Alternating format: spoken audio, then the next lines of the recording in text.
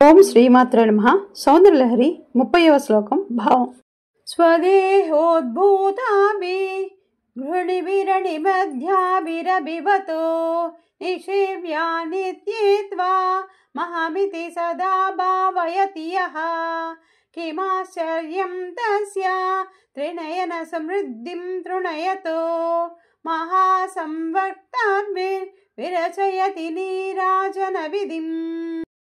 ఓ శాశ్వతమైన దేవి, నీ శరీరం నుండి పుట్టిన కాంతులే అణిమధ్యష్ట సిద్ధులు. ఏ భక్తుడు నిన్ను తన ఆత్మలో తెలుసుకుంటాడో అట్టివాడు ప్రణయాగ్నిని కూడా నీరాజనంగా భావిస్తాడు, దేనికి వెరవడు.